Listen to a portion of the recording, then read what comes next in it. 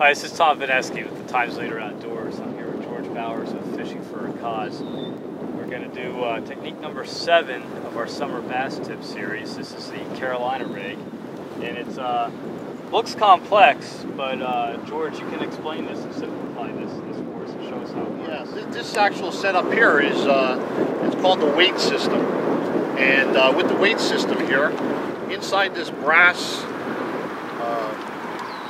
cylinder, there's actually weights inside here, and depending on how much weight we want to add to the depth we want to get is how many I guess they're like ball bearings we want to put in. So they'll slide right back into the cylinder,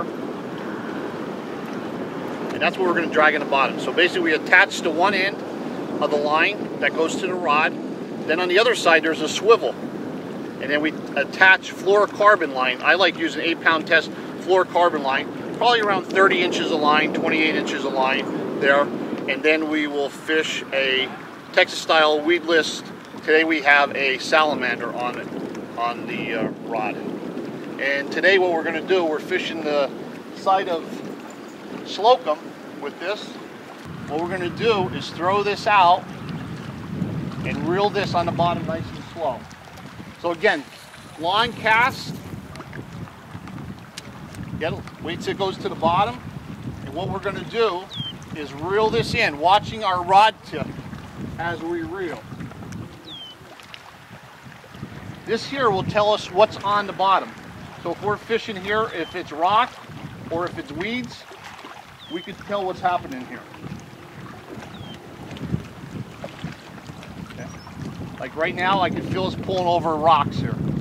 You can see that rod tip bounce on what's on the bottom here.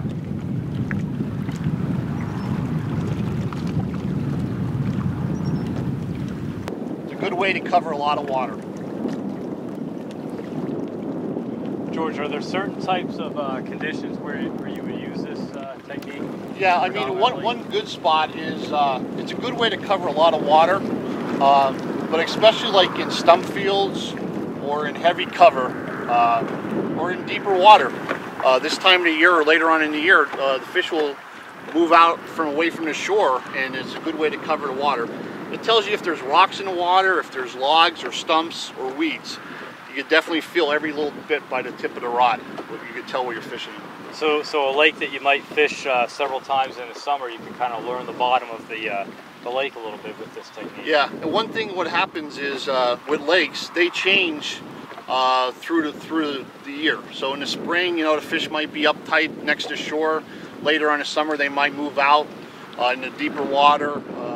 So the lakes change because the water conditions change. The water gets warm, the color changes, the clarity of the water changes, and that affects the fish also. Great.